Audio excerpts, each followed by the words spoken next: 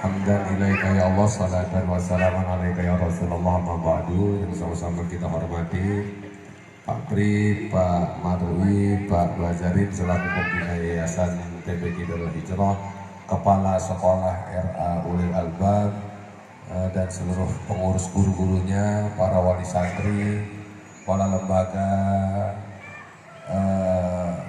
TPQ Darul Hijrah, dan para guru. Mudah-mudahan senantiasa semuanya diberikan keberkahan. Alhamdulillah, pada siang hari ini kita berkumpul dalam kesempatan mudah-mudahan kita bisa mendapatkan faedah dari perkumpulan kita ini. Tadi saya melihat di rundown acara dikasih waktu 15 menit ya Pak. Kelamaan nggak itu masih? Jam segini nih enaknya dengar suara piting. Bener nggak? Ada makan siang nggak lo? Hah, nggak ada. Nggak, kalau nggak ada nggak tanggung jawab, undang doang ya kan. Bapak-bapak, ibu-ibu, alhamdulillah hari ini adalah calon jadi pembukaan program santri dewasa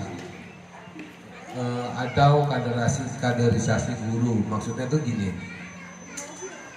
santri dewasa itu berarti maksudnya begini, yang ngaji itu jangan cuma anak-anak gitu loh, karena kewajiban ngaji itu bukan hanya untuk anak-anak.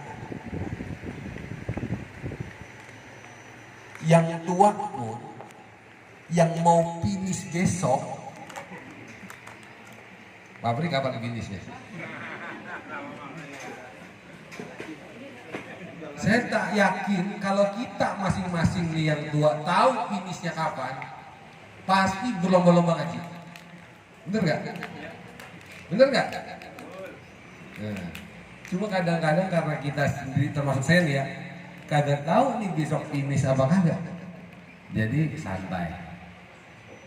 Nah, utlubul ilma minal mahdi ilal lahdi, itu udah sering kita dengar, ini familiar sekali nih. Mencari-carilah ilmu dari buaya sampai liang lahat.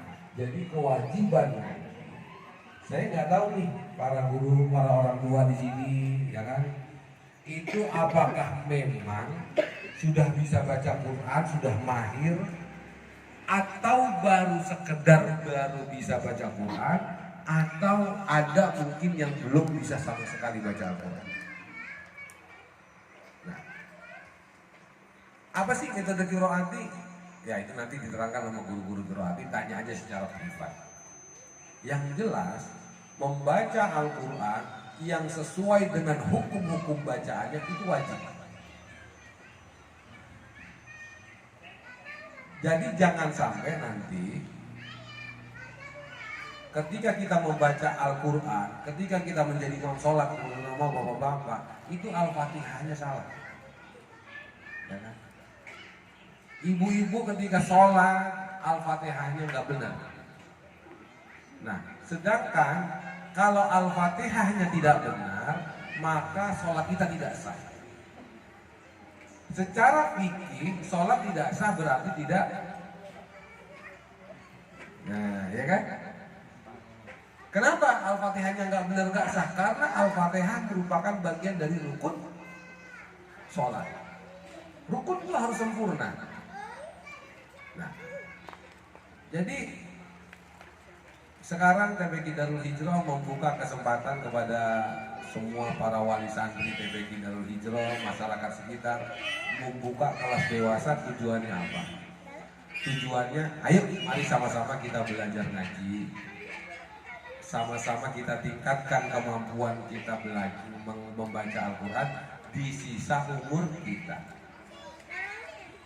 Ya, jadi nanti ini kalau yang besok finish terus meninggal, kalau kata Gus Baha, berarti meninggalnya dalam keadaan mencari ilmu atau mau ngaji Al-Quran. Bisa, itu bonus. Yang wajib apa beri? Belajar. Jadi kalau di sini ada tulisan kaderisasi guru qiraat nanti sampai bersyahadat terus kemudian jadi guru qiraat itu mau bonus. Tujuan kita apa? Benar belajar membaca Al-Quran. Jadi belajar aja dulu.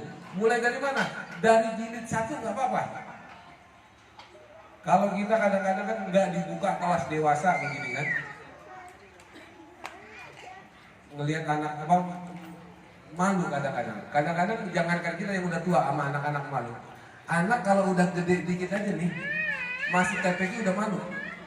Karena yang lain teman-temannya masih pada TK, masih pada SD, udah SMP SMA udah hal yang malu. Jarang tuh anak SMA mau ngaji di TPQ. Anak SMP jarang mau ngaji di TPQ karena apa? Malu. Nah, sekarang ya alhamdulillah di lingkungan kita ada tempat belajar. Insya Allah apa yang diajarkan itu sesuai dengan qiraah masyhurah para ulama ahli Quran. Jadi hukum-hukum bacaannya sesuai standar insya Allah. Nah, karena nanti prosesnya kemampuan baca ibu naik jilid diverifikasi. Terus ketika sudah lulus baca Qurannya diverifikasi. Nanti kalau mau sampai jadi kader, jadi guru, pengen guru ngaji yang bersertifikat harus disertifikasi juga. Jadi ngajar ngaji itu tidak terjun bebas. Kita mengenal huruf alif ba ta sa, bisa Al-Fatihah, bisa membaca Al-Quran, terus kita beli buku membaca Al-Quran di pasar, terus kita ajarin.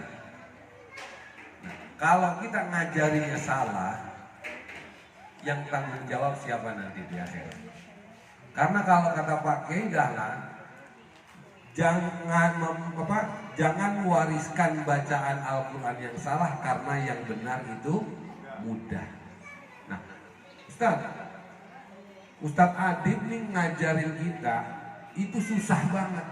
Susah karena kita dari kecil terbiasa dengan yang salah. Jadi ketika kita dia kasih tahu yang benar, jadi susah karena lidahnya udah terlanjur kebentuk begitu. Contoh, ya kan? A'udzu billahi minasy syaithanir rajim. A'udzu. Ain karena kita terbiasa auju. Zalnya ju. Zal, jim, zai enggak ada bedanya tuh. Ya kan? Karena kita terbiasa dengan yang salah. Ketika dibenerin bacaannya susah. Akhirnya apa kita sering ngomong? Ah, malas belajar. Susah banget. Nah, jadi sebenarnya nggak ada yang susah. Nah, makanya terutama para guru nih ya. Ini guru TK semua di sini ya. Ya guru TK semua ya Bu ya. Alhamdulillah mudah-mudahan. Ini kita terima kasih nih dikasih tempat TK nih untuk ngaji nih luar biasa. Mudah-mudahan di TK-nya juga nanti bisa diajarin ngaji, karena segmentasi qiraat itu di buku qiraat itu untuk TK Al-Quran usia 4-6 tahun. Jadi anak 4 tahun udah bisa diajarin ngaji. Nah, di Depok ini ya ada TK yang pakai qiraat, jadi dia lulus TK. Emang sih nggak lulus apa? Ada yang belum sampai lulus, tapi udah sampai jilid 5 tuh kayak begitu tuh kecil. Ini kelas berapa? Nah, kelas 1 udah jilid 5. Berarti kalau nanti kelas 2 udah bisa baca Al-Quran, udah bisa ikut khotmul Quran. Nah, ya kan? Nah, kalau murid TK ulil albab semua kayak begitu, jadi salah satu program unggulannya di TK ulil albab adalah membaca Al-Quran. Nggak apa-apa, nggak sampai selesai, tapi nanti bisa lanjut di TPQ-nya. Gitu kan? TPQ sore, pagi belajar qiraat, sore belajar qiraat. Wah, anak-anak kita tuh bakalan pinter-pinter banget. Apalagi nih kalau bapak-bapaknya belajar semua, TPQ bisa tutup, Pak. Bener? Kalau semua bapak-bapak di lingkungan sini belajar Al-Quran terus punya sertifikat mengajar semua, TPQ bisa tutup. Kenapa? Karena anak kita nggak perlu ngaji ke TPQ, ngaji sama bapak. Ya. Bener gak? Yang punya kewajiban ngajarin anak ngaji siapa? Bapaknya kan? Yang punya kewajiban ngajarin istri siapa? Suaminya. Lah kenapa ibu-ibu pada keluyuran ke pengajian coba? Karena bapaknya kagak bisa ngajar. Bener nggak? Terus kenapa TPQ rame Pak? Karena bapaknya sibuk nyari duit. Ya kan? Bayaran TPQ telat aja kan? Biasanya kan udah bayarnya telat, protes dulu. Sibuk nyari duit katanya kan begitu. Itu kewajiban bapak. Bapak limpahkan kepada guru-guru TPQ. Bener nggak Pak? Jadi kalau bapak mau TPQ ini tutup gampang. Seluruh bapak-bapak di lingkungan sini bisa ngaji, baca Al-Quran yang benar. Berarti dakwahnya Pak Pri, Pak Wajari, Pak Mawi berhasil kalau TPQ tutup. Benar nggak? Jadi Pak Pri nggak usah khawatir TPQ tutup, nggak usah khawatir. Kalau TPQ dalam suatu ketika tutup, berarti bapak-bapaknya udah kaderisasi, udah lulus guru, guru adi semua. Jadi anak-anaknya, cucu-cucunya belajarnya nggak perlu ke TPQ. Belajarnya di mana? Di rumah masing-masing. Nah, kira-kira sampai nggak kayak gitu? Kesampean nggak? Ntar kali zaman Imam Mahdi turun kali ya. Zaman Nabi Isa ya. Baik. Mudah-mudahan sedikit bermanfaat. Mohon maaf atas segala kekurangan. Sudah 15 menit ya Pak Bri? Belum? Enggak, ini bentar lagi ada duhur nih, ya kan? Sebentar lagi ada duhur, rangkaian acara. Ini guru TK udah pada pengennya belonjoran aja ya, udah pengennya selonjoran. Saya juga baru nyampe, kenapa langsung ke situ pengennya selonjoran dulu. Ya, mudah-mudahan tuh ya. Ibu Pak, guru TK-nya semangat semua nih ya. Mau belajar nggak? Itu lagi hamil Bu. Wah, itu cocok Bu kalau lagi belajar tuh anaknya dalam perut ikut ngaji. Benar, ya kan? Jadi kan begitu. Quran mah nih Pak, kalau bisa baca Quran, bapak mati dibacain Al-Quran. Benar nggak?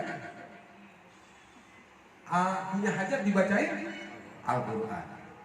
Hamil dibacain. Baca surat apa biasanya? Kalau laki-laki Yusuf, kalau perempuan Maryam. Biar kenapa? Biar ganteng. Ya ganteng mah tergantung bibit Bu. Mau dibacain Yusuf beratusan kali juga kalau bibit dia kagak apa kagak. Biar cantik kayak Siti Maryam, tergantung bibit juga. Jadi Nabi Yusuf itu ketika digoda mampu menahan godaan. Gitu juga Nabi Siti Maryam. Ketika Jibril menyerupai sosok laki-laki, dilempar sendal tuh sama Maryam. Artinya Maryam dan Nabi Yusuf punya keimanan. Nah, anak kita dengan barokahnya surat Yusuf dan surat Maryam dibacakan ketika dalam kandungan, mudah-mudahan bisa punya keimanan seperti Nabi Yusuf dan Sayyidah Maryam yang bisa menahan dari segala godaan. Itu ya nggak Pak? Itu jadi bukan biar ganteng Pak. Kalau biar ganteng mah ngacak dulu gitu. Ya. Itulah kira-kira, mudah-mudahan bermanfaat. Mohon maaf atas segala kekurangan. Terima kasih atas segala perhatian. Wabillahi taufiq wal hidayah. Assalamualaikum warahmatullahi wabarakatuh.